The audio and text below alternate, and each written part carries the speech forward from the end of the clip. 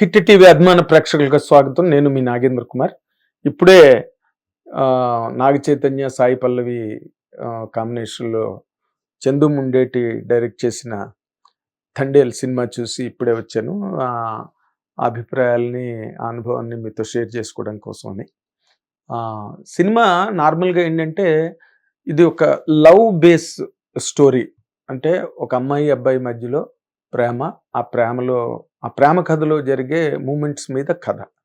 అయితే ఏమైందంటే first half దీనిలో రకరకాల ప్లాట్స్ క్రియేట్ అయ్యి అసలు మేజర్గా వెరీ హెవీ ప్లాట్ ఏంటంటే హీరో సముద్రంలోకి వేట కోసం అని వెళ్ళి పాకిస్తాన్ బార్డర్లోకి వెళ్ళిపోయి అక్కడ పాకిస్తానీ అథారిటీస్కి సీ అథారిటీస్కి దొరికిపోయి అక్కడి నుంచి జైలుకి వెళ్ళి అక్కడ మళ్ళీ దేశభక్తి, అక్కడ మళ్ళీ వాళ్ళతో టెర్రరిస్టులతో ఫైటు, అక్కడి నుంచి వీళ్ళకి మళ్ళీ విముక్తి కలిగి మళ్ళీ back to India, back to Srikakulam. ఎందుకంటే కథ అంతా కూడా శ్రీకాకుళం నేపథ్యంలో జరిగింది కాబట్టి శ్రీకాకుళంకి చేరుకుని అక్కడ మళ్ళీ అమ్మాయి అబ్బాయి కలవడం అన్నది ఒక కథ. కానీ ఈ కథలో ఏమైందంటే ఫస్ట్ హాఫ్కి వచ్చేసరికి ఫస్ట్ బేసిక్గా చెప్పాల్సింది Naga Chaitanya has done exceedingly well. దానిలో డౌటే లే. ఎందుకంటే నాగ చైతన్యకి అబ్బాయికి లవర్ బాయ్ అనే ఒక ఇమేజ్ ఉన్నప్పటికీ కూడా ఒక సెకండ్ హాఫ్లో అలాంటి హెవీ ప్లాట్స్ని చేయడానికని ప్రిపేర్ అయ్యి దానికి తగ్గట్టుగా చాలా స్ట్రాంగ్ రిజల్యూట్ పెర్ఫార్మెన్స్ ఇచ్చాడు నాగ చైతన్య. దానిలో మాత్రం ఏం డౌట్ లేదు. ఈ try to live up to every moment. Director రాసిన ప్రతి సీన్ని చాలా బాగా చేయడానికి ప్రయత్నం చేశాడు అండ్ బాగా చేశాడు కూడా, దానిలో డౌట్ ఏం లేదు. అఫ్కోర్స్ సాయి పల్లవికి ఉన్న ఫాలోయింగు, అందుకనే టైటిల్స్లో కూడా చాలా ధైర్యంగా సావిత్రి గారికి కూడా ఎప్పుడు పెట్టలేదు అలాగా మన సావిత్రి అని, బట్ మన సౌందర్యాన్ని పెట్టలే. బట్ ఈ సినిమాకి మన సాయి పల్లవి అని పెట్టారు టైటిల్స్లో క్రెడిట్స్ వేసినప్పుడు. అంటే సాయి పల్లవి గారికి అంత మంచి గొప్ప ఫాలోయింగు, అంతమంది ఆడియన్స్ సాయి పల్లవి కోసం అని థియేటర్కి వచ్చే ఆడియన్స్ ఉన్నారని దాన్ని టార్గెట్ చేసి మన సాయి పల్లవి అని పెట్టారు.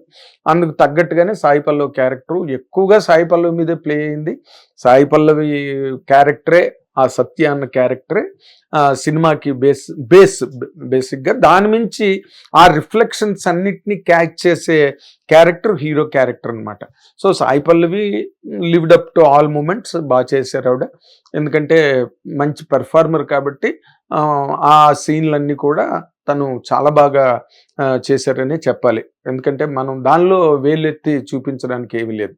కానీ ఇక్కడ ప్రాబ్లం ఏమైందంటే ఈ కథలో, అండ్ చందు ముండేటి ఒక డైరెక్టర్గా ఎప్పుడు కూడా సినిమాకి ఒక డైరెక్టర్కి కానీ హీరోకి కానీ హీరోయిన్కి కానీ వాళ్ళకు ఉండే ఇమేజెస్సే ఒక రకంగా కౌంటర్ ప్రోడక్ట్ అవుతాయి, అంటే మైనస్ అవుతాయి లేదా హెవీ అవుతాయి.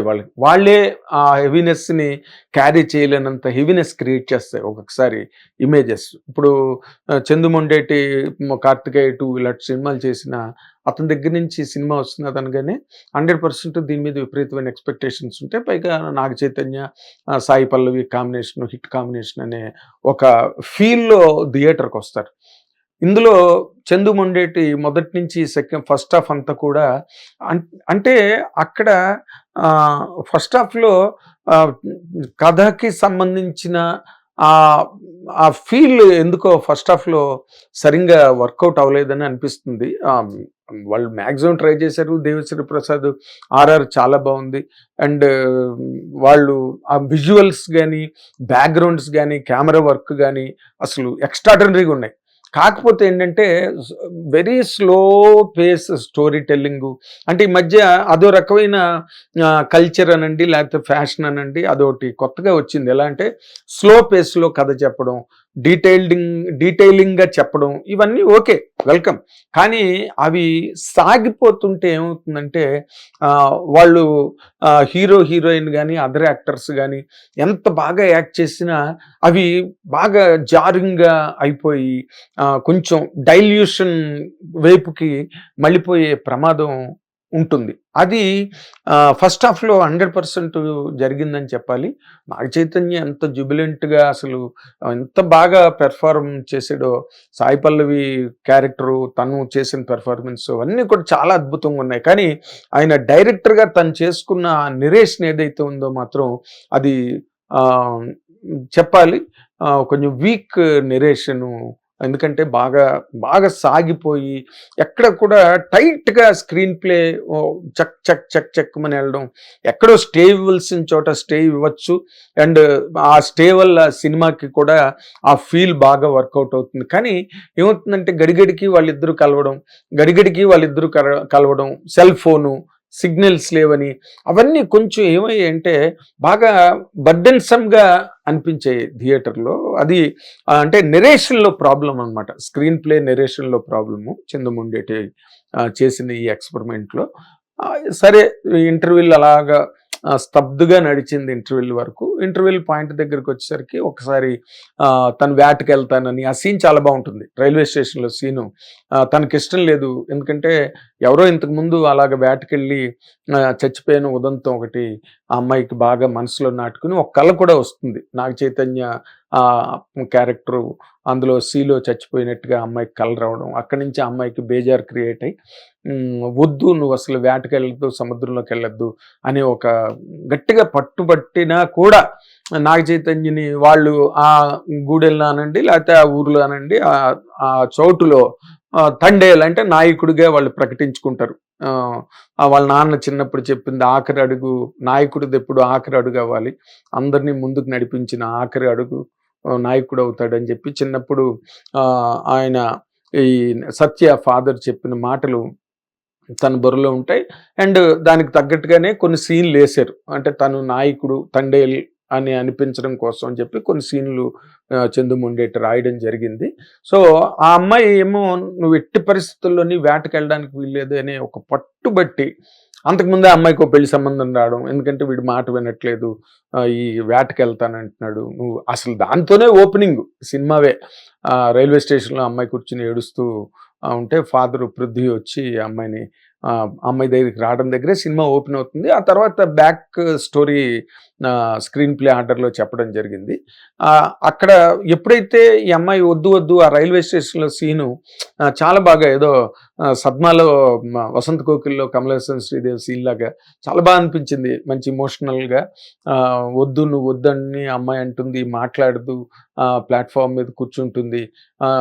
నాగ చైతన్య వెళ్ళి రిక్వెస్ట్ చేసి నేను వెళ్ళి వచ్చేస్తానని చెప్పి తను యాక్ట్ చేసిన విధానం మాత్రం చాలా చాలా బ్రహ్మాండంగా ఉందని చెప్పడానికి ఏమాత్రం డౌట్ లేదు దాని గురించి. అక్కడి నుంచి ట్రైన్ ఎక్కుతాడు. ట్రైన్ ఎక్కి వెళ్తాడు. అందరూ తన టీం అంతా రా రా రా ట్రైన్ కదిలిపోతున్నదంటే ఆ అమ్మాయిని బతిమాలుకుంటూ ట్రైన్ ఎక్కుతాడు. ట్రైన్ ఎక్కిన తర్వాత వాళ్ళు ఇంక అక్కడి నుంచి సీలోకి వెళ్ళడం, సీలో పెద్ద టెంపెస్ట్ రావడం, ఒక తుఫాన్ లాగా వచ్చి ఆ తుఫాన్లో తను మళ్ళీ రక్షించడం, అక్కడంతా హీరోయిజం అని బాగా ఎస్టాబ్లిష్ చేయడానికి ట్రై చేశారు. And Naga Chaitanya look brilliant in those scenes. 100% ఆ వాతావరణం కూడా మనకు కొత్తగా ఉంటుంది కాబట్టి అవన్నీ ఆ విజువల్స్ గట్టా అన్నీ కూడా ఆ సముద్రంలో షిప్స్, ఆ తుఫాన్లోని ఆ ఒడిదుడుకులు, అవన్నీ ఆ అలలు కెరటాలు అవన్నీ కూడా చాలా కొత్తగా ఉన్నాయి ఆ విజువల్స్ అన్నీ కూడా. అయితే అక్కడికి వెళ్ళిన తర్వాత అక్కడి నుంచి కథ మారిపోతుంది. మారిపోయి వాళ్ళేమో పాకిస్తాన్ బోర్డర్‌లోకి వెళ్ళిపోయి, వాళ్ళు పాకిస్తాన్ అఫీషియల్స్ వచ్చి వాళ్ళని తీసుకెళ్ళిపోయి, అక్కడి నుంచి అలాగ లోపలికి అక్కడి నుంచి ఈ క్యారెక్టర్ ఏదైతే సాయి పల్లవి క్యారెక్టర్ సత్య ఏదైతే ఉందో ఆ అమ్మాయిని బాగా డ్రైవ్ చేశారు. ఎందుకంటే అమ్మాయికి ఉన్న ఫాలోయింగ్ అలాంటిది. And women sentiment, ladies sentiment కూడా బాగా వర్కౌట్ అవుతుంది. ఏదో అంటే సత్యవంతుడి కోసం సావిత్రి పడిన పాటలే కదా సతీ సావిత్రి మొత్తం కథ అంతా కూడా. అది బాగా పండింది. ఆ బేస్ ఉన్నది దీంట్లో. ఎందుకంటే హీరోయిన్ వెళ్ళి హీరో కోసం అని చెప్పి ఢిల్లీ వెళ్తుంది, అక్కడ అఫీషియల్స్ని కలుస్తుంది. అండ్ సెంటిమెంట్ కోసం అని చెప్పి అమ్మాయి పెళ్లి కూతురి గెటప్లో మరీ వస్తుంది అక్కడికి. సుష్మా అదే Swaraj concern authority embassy authority డాక్టర్ని కలవడానికి వర్షంలో నిలబడుతుంది. ఆ డైలాగ్ కూడా చెప్పించారు. అమ్మాయి పెళ్లి అలాంటి గెటప్లో వచ్చి ఇలాంటి వర్షంలో నిలబడిందంటే అమ్మాయికి ఎంత అవసరం ఉందో ఏంటో అని చెప్పి అక్కడి నుంచి సీన్ కట్ చేసి ఒక హెల్ప్లెస్నెస్ టోటల్ స్క్రీన్ ప్లేలో సెకండ్ హాఫ్ కూడా ఆ తర్వాత ఆ చిన్న కుర్రాడిని మీద ఆ టెర్రరిస్టులు అటాక్ దాన్ని ఆ అట్రాసిటీ అరాచకం ఏదైతే ఉందో అతని తాలూకా మర్మాంగాన్ని కట్ చేసేయడం అవన్నీ ఎందుకు అవసరం అయ్యాయో కథలో ఐ డెంట్ రియల్లీ అండర్స్టాండ్. ఎందుకంటే కథ ప్లాటింగ్ ఏంటి, అక్కడ ఉన్నారు, అక్కడ మరి వాళ్ళ తాలూకా వికృతమైన చర్యలు చూపించినప్పుడు అంత సీరియస్నెస్ ఉండాలి, అంత సీరియస్నెస్ లేదు సెకండ్ హాఫ్కి వచ్చేసరికి. ఆ గోడ మీదేమో వాళ్ళు పాకిస్తానీ టెర్రరిస్టులు జైల్లో ఉన్న వాళ్ళేమో యూరిన్ పాస్ చేయడం, ఇవన్నీ కొంచెం కృతకంగా ఉన్నాయి. అక్కడ హీరోయిజంని ఎలివేట్ చేసే సీన్లు కూడా స్ట్రాంగ్ సీన్స్ పడకపోవడం, ఆ పడకపోవడంతో ఏమైందంటే తీర్థానికి తీర్థం ప్రసాదానికి ప్రసాదం లాగా ఏ సీన్కి ఆ సీన్ వెళ్ళడం. ఇక్కడ మళ్ళీ కౌంటర్ సీన్స్లో సాయి పల్లవి వెళ్ళి అందరినీ కలవడం రిలీజ్ చేయడం కోసం అని చెప్పి, ఇవన్నీ ఎలాగంటే ఒకదానికొకటి కనెక్ట్ అవ్వట్లే. కథగా మనం అర్థం చేసుకోగలుగుతాం, ఎందుకంటే వాళ్ళు అక్కడ చిక్కుకున్నారు, ఈ అమ్మాయి వెళ్ళి ట్రై చేస్తున్నది ఎందుకంటే in view of the welfare of the village people, వాళ్ళకి రావాల్సిన డబ్బులు రాకపోవడంతో అదేదో మౌన పోరాటం సినిమా లాగా అమ్మాయి అక్కడ కూర్చుని ధర్నా అలాగే చేస్తే అక్కడ అందరూ కూడి ఆ డబ్బులు వాడు ఇవ్వడం షావుకారు, అవి తీసుకెళ్ళి మళ్ళీ విలేజ్లో అందరికీ పంచడం. నువ్వు సత్యాలేని అదే రాజు చెయ్యని పని నువ్వు చేస్తున్నావు కాబట్టి నువ్వు తండేలు రాజు అయితే అమ్మాయి తండేలు రాణిని అక్కడ పాకిస్తాన్ జైల్లో ఉన్న వాళ్ళ డైలాగులు, ఇవన్నీ అంటే ఒక వాళ్ళు ఏం చేశారంటే they tried from all ends దాన్ని కనెక్ట్ చేయడానికి, మ్యాచ్ చేయడానికి.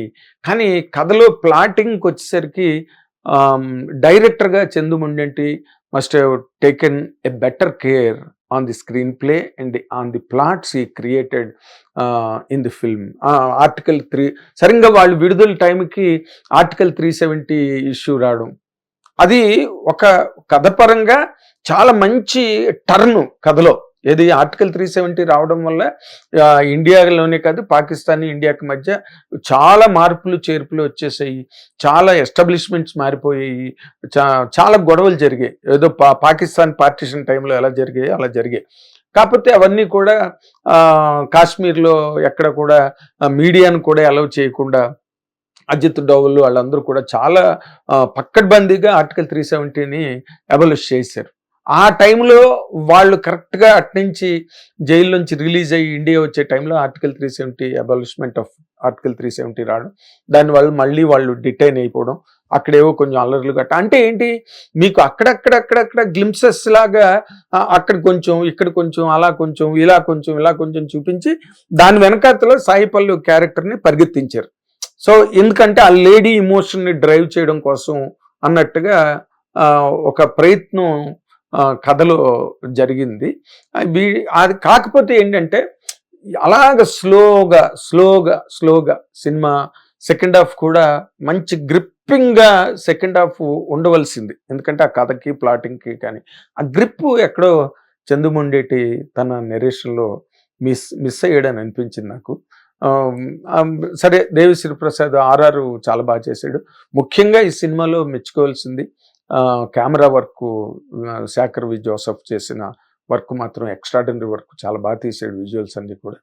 అండ్ వాళ్ళు ప్లాన్ చేసుకున్న కథ ప్రకారం వాళ్ళు చేశారు, కానీ ఆ ప్లాన్ చేసుకున్న కథ నెరేషన్లోకి వచ్చినప్పుడు, అది స్క్రీన్ నెరేషన్లోకి వచ్చినప్పుడు అది ఎంత టైట్ స్క్రీన్ ప్లేతో వెళ్ళాలి, లేకపోతే ఎంత టఫ్గా ప్రజెంటేషన్ ఉండాలి అన్నదాని మీద మాత్రం సరైన శ్రద్ధ పెట్టలేదు అనిపించింది సినిమాలో.